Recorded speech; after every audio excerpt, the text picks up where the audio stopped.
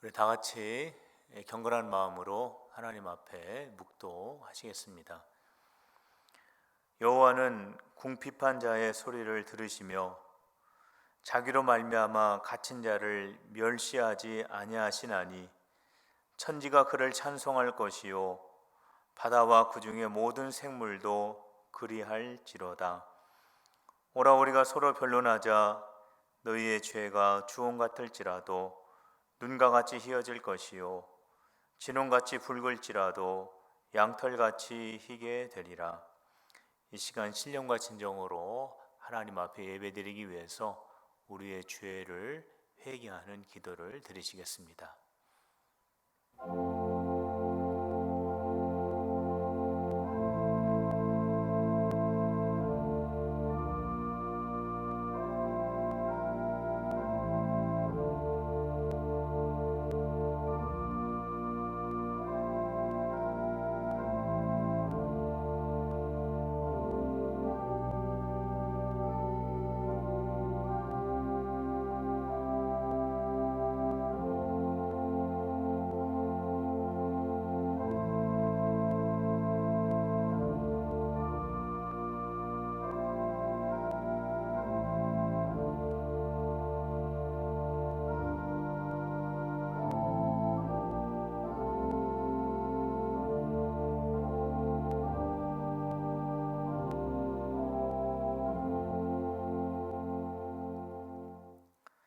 저희들의 예배를 받으시기 기뻐하시는 하나님 아버지, 바다와 많은 생물들이 주님을 찬양하듯이 저희들의 마음과 뜻과 힘을 다하여 주님을 찬양하는 귀한 예배를 받아 주옵소서. 예수님의 이름으로 기원하옵나이다. 아멘. 찬송가 29장을 하시겠습니다.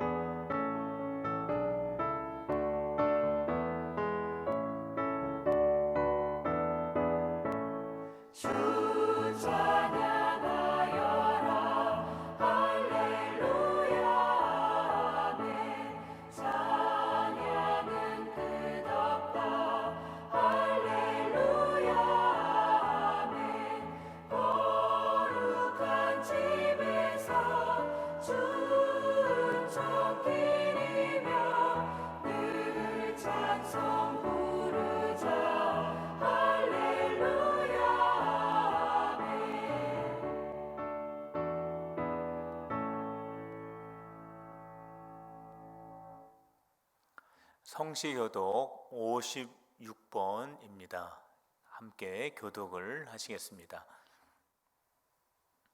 여호와를 경외하며 그의 길을 걷는 자마다 복이 있도다. 내가 내 손이 수고한 대로 먹을 것이라. 내가 복되고 형통하리로다. 내 집 안방에 있는 내 아내는 결실한 포도나무 같으며 내 식탁에 둘러앉은 자식들은 어린 감람나무 같으리로다. 여호와를 경외하는 자는 이같이 복을 얻으리로다. 여호와께서 시온에서 내게 복을 주실지어다. 너는 평생에 예루살렘의 번영을 보며 내 자식의 자식을 볼지어다. 이스라엘에게 평강이 있을지로다. 아멘. 사도신경으로 우리의 신앙을 고백하도록 하겠습니다. 나는 전능하신 아버지 하나님, 천지의 창조주를 믿습니다. 나는 그의 유일하신 아들 우리 주 예수 그리스도를 믿습니다. 그는 성령으로 잉태되어 동정녀 마리아에게서 나시고 본디오 빌라도에게 고난을 받아 십자가에 못 박혀 죽으시고 장사된 지 사흘 만에 죽은 자 가운데에서 다시 살아나셨으며 하늘에 오르시어 전능하신 아버지 하나님 우편에 앉아 계시다가 거기로부터 살아있는 자와 죽은 자를 심판하러 오십니다. 나는 성령을 믿으며 거룩한 공교회와 성도의 교제와 죄를 용서받은 것과 몸의 부활과 영생을 믿습니다. 아멘. 교회 소식을 말씀을 드리겠습니다. 26일부터 그러니까 다음 주부터는 1부 예배와 2부 예배를 드리도록 하겠습니다. 2m 거리 유지를 준수하기 위해서 1부 예배자와 2부 예배자를 나누었습니다. 1부 예배자는 라온, 라파엘, 샬롬, 소망, 시내가, 에바다, 에베네셀, 유치부, 교사, 유초등부, 교사입니다. 2부 11시 예배자는 에셀, 에스더, 오병요, 이루리, 임마누엘, 코람데오, 필그림, 중고등부, 교사입니다.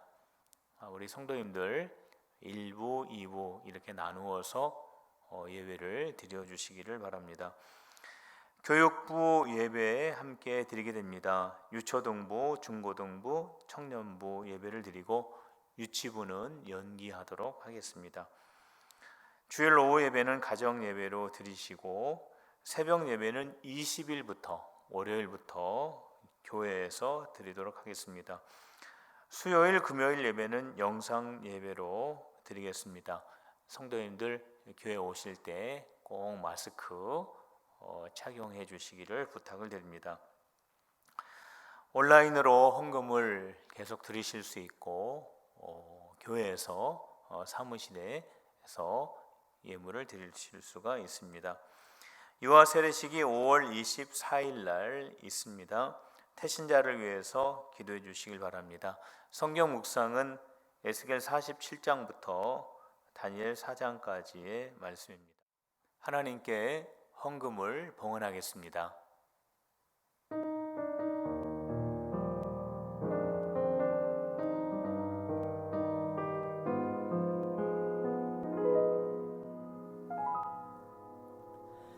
어느 날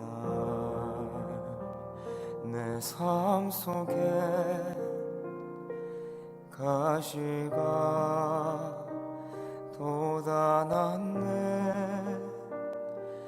불쑥 내 삶에 찾아온 가시네. 나를 찌르고 또 넘어지게 해 완전하고 싶은 나를 절망으로 이끄는 가시를 버릴 수도 없고 또 안을 수도 없어서 나는 수많은 밤을 이 고통을 알기 전으로 되돌려 주시기를 눈물로 지새웠지. 가시를 빼주시기를 나를 살려주시기를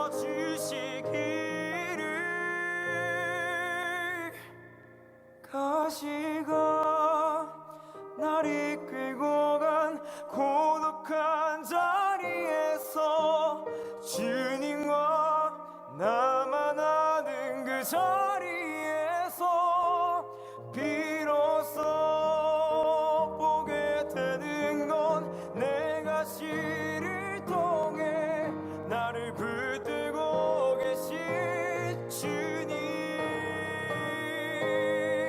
가시가 날 이끌고 간 은혜의 자리에서 주님과 나만 아는 그 자리에서 비로소 보게 되는 건 내 아픔이 아닌 자기 생명을 주신 사랑.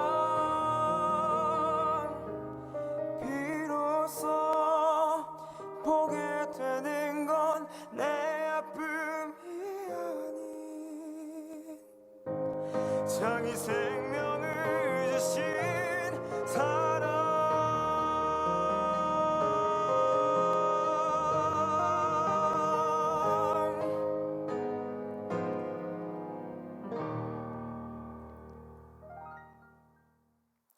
헌금을 위해서 다 같이 기도드리겠습니다. 하나님 아버지, 코로나19 속에서 저희들을 눈동자와 같이 지켜주시고 보호해 주신 은혜에 감사를 드립니다. 이 시간 주님 앞에 주님 우리에게 베풀어 주신 은혜와 사랑에 감사드리며 예물을 올려드리오니 저희들의 예물을 흠양하여 주옵소서. 주님께 드리는 성도들의 손과 가정과 생업을 붙들어 주시고 성도들의 모든 삶 위에 하나님의 은혜와 복이 넘쳐나게 하여 주옵소서. 연약한 성도들, 연로한 성도들, 어린 자녀들을 위하여 간절히 기도드립니다. 주님의 능력의 팔로 붙들어 주시고 머리털 하나 상하지 아니하도록 하나님께서 지켜 주시옵소서. 자녀 얻기 위하여 기도하는 가정마다 주님께서 허락하여 주시는 생명의 선물을 받게 하여 주옵소서. 코로나19 위험 속에서도 우리나라의 일꾼을 선택하는 선거를 무사히 마치게 하시니 감사를 드립니다. 선택된 위정자들이 우리나라의 선한 청지기들이 될 수 있도록 지혜와 능력을 더하여 주옵소서. 하나님 아버지, 코로나19의 소멸을 위하여 간절히 기도드립니다.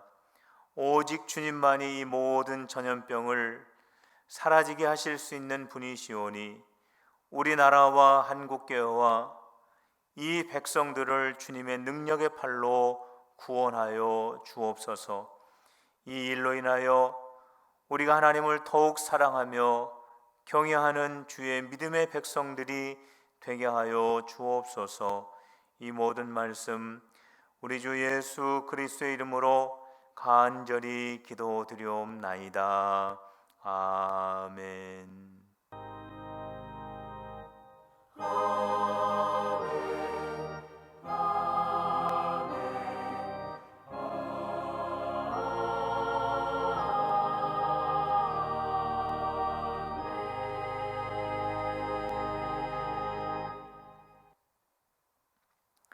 하나님의 말씀은 요한복음 6장 19절에서 21절의 말씀입니다.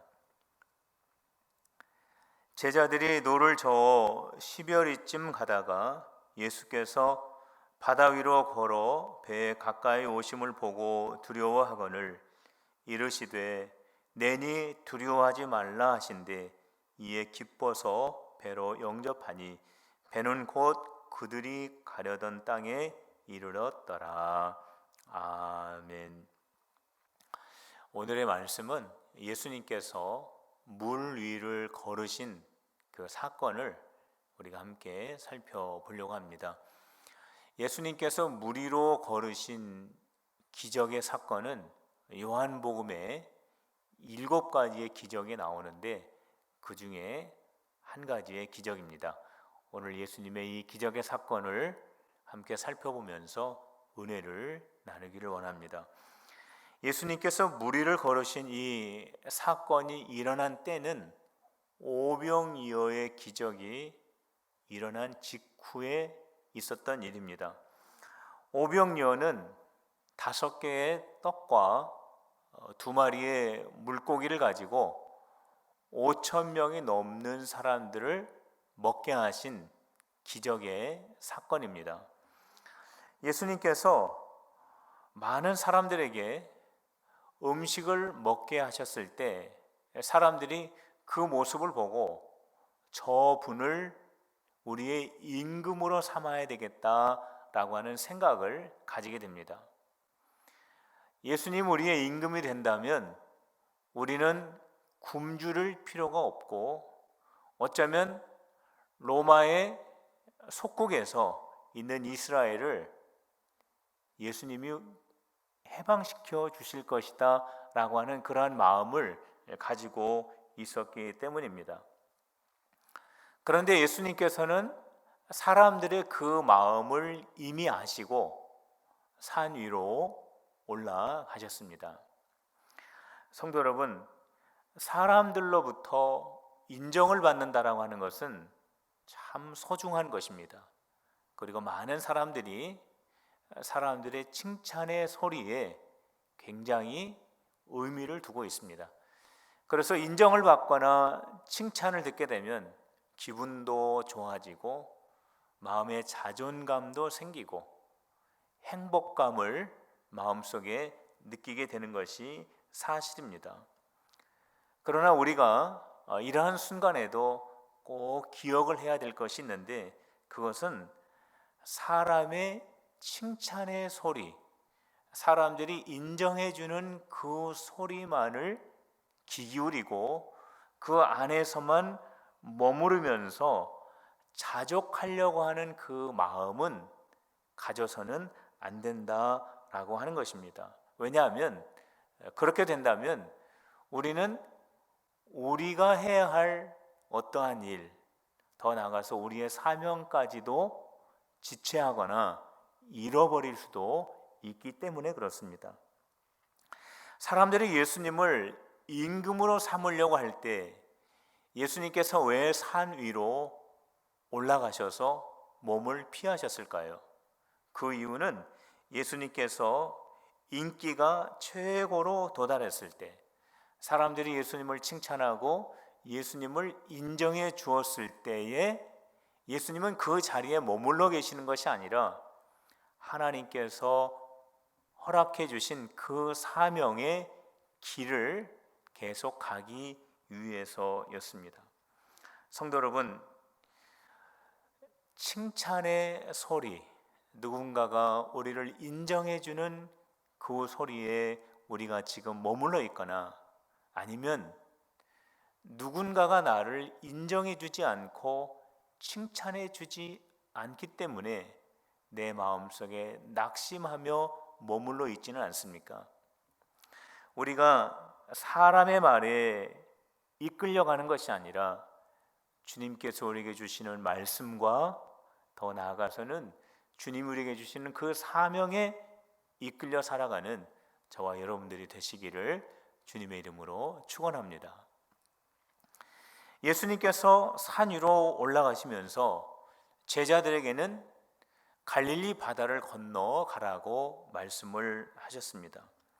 그래서 제자들이 배를 타고 갈릴리 바다로 나아가게 된 것입니다.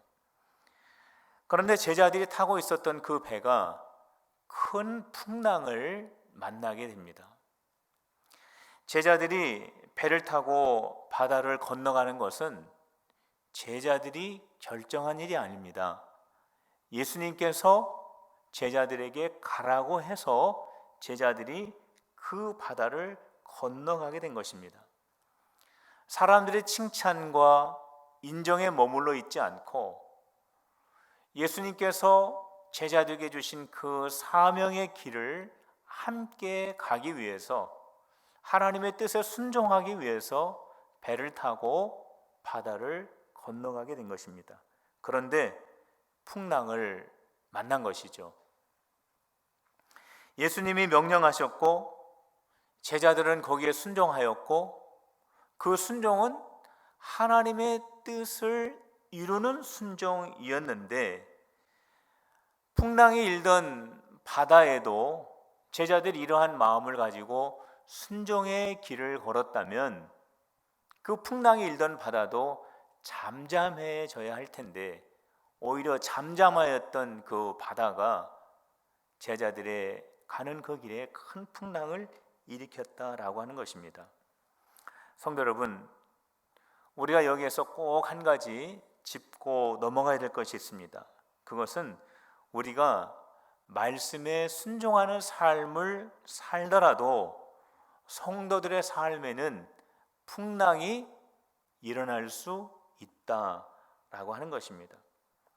우리가 예수님을 믿어도 믿는 자의 삶 가운데 풍랑은 일어날 수 있다라고 하는 것입니다. 우리는 이것을 꼭 기억할 수 있어야 합니다. 오래전 일입니다. 어떤 성도님이 저에게 찾아와서 이러한 말씀을 하셨습니다.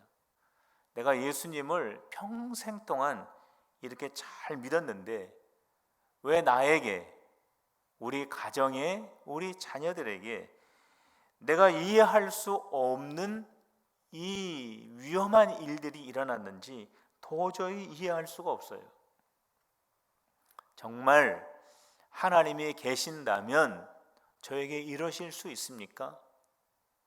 저에게 이러한 어려움을 허락하신 그 하나님, 저는 정말 미흡습니다 하면서 교회를 떠난 분이 있었습니다. 오래전 이야기죠. 왜 이분이 그런 생각을 했을까요? 분명히 예수님을 믿으면 행복해진다, 내가 가지고 있었던 모든 인생의 문제들이 다 사라질 것이다 라고 하는 그러한 생각을 아마 분명히 가졌을 것입니다.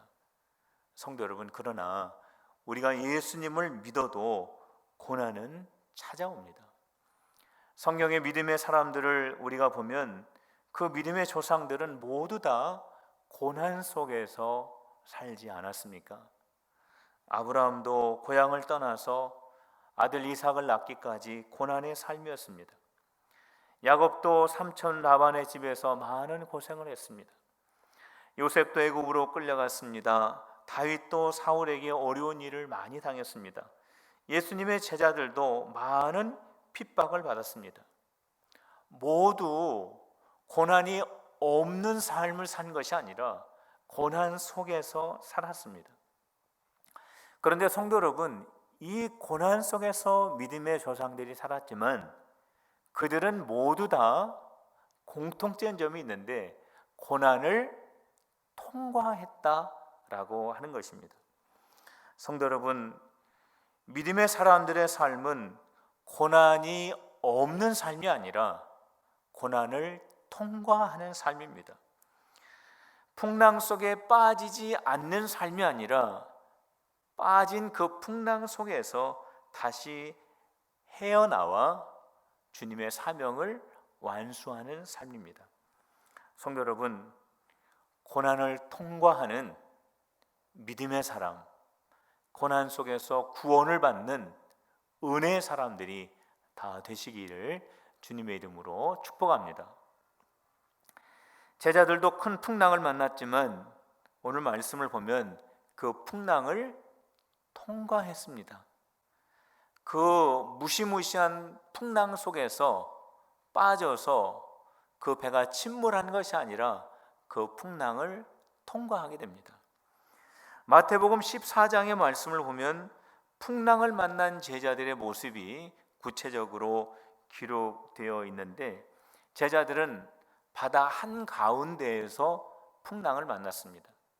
그 풍랑 가운데 있을 때 예수님이 사경의 제자들을 찾아오셨습니다. 사경이라고 한다면 새벽 3시에서 6시 사이가 사경입니다.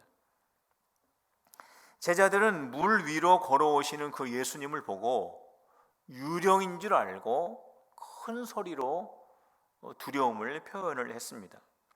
제자들이 풍랑을 만났습니다. 그 풍랑 때문에 두려워했습니다. 그런데 거기에 더해져서 유령까지 나타난 그 모습을 보고 두려워하는, 이루 말할 수 없는 무서움과 두려움이 완전히 극에 달한 그러한 처지에 놓여 있었습니다.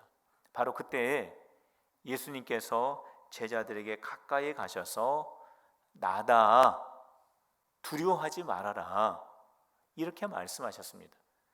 제자들은 예수님을 배 위로 영접하고 그 풍랑은 잠잠해지고 제자들의 배는 목적지까지 도달할 수 있었습니다. 제자들이 풍랑을 통과했습니다. 어떻게 통과했습니까?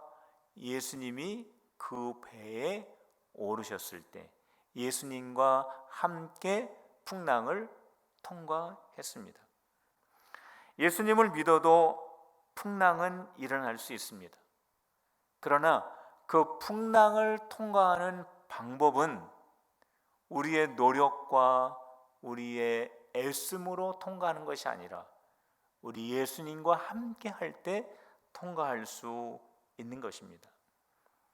주님의 말씀에 순종하였지만 풍랑을 만났습니까?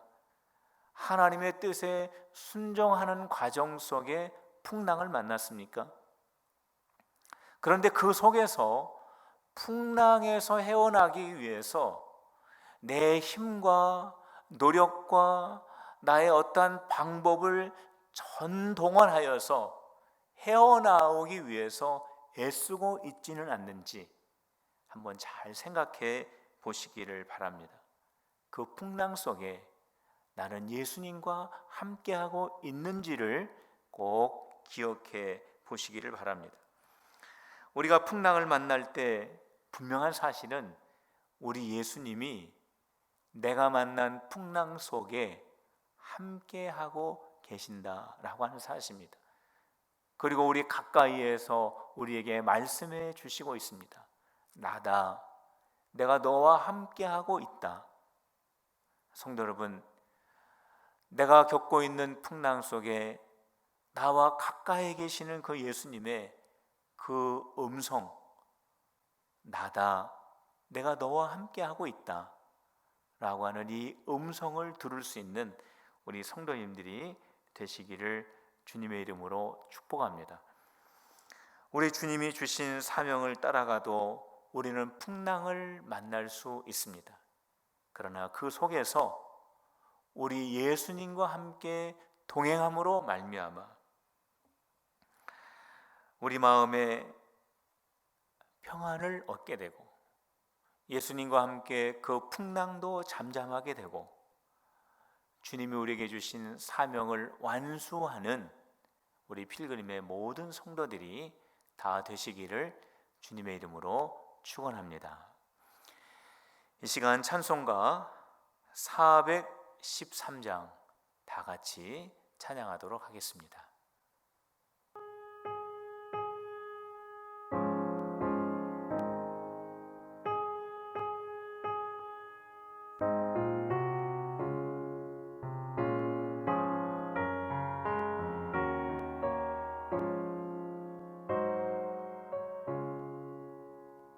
내 평생에 가는 길 순탄하게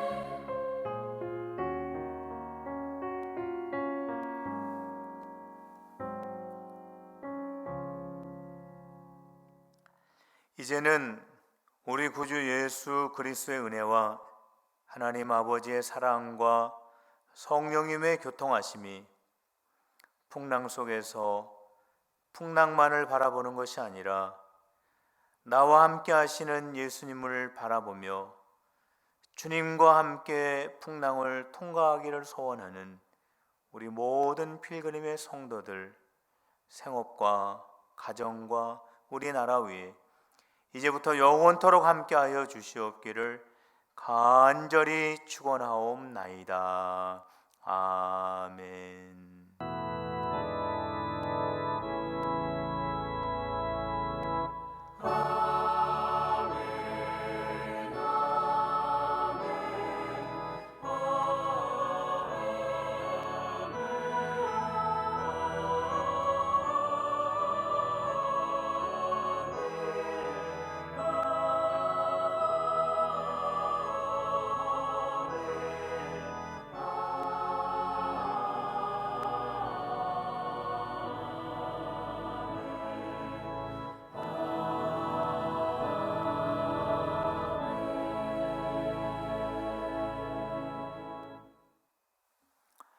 이상으로 주일 예배를 마치도록 하겠습니다. 다음 주에는 교회에서 뵙도록 하겠습니다. 한 주간 승리하시는 필그림의 가족들이 되시기를 주님의 이름으로 축복합니다.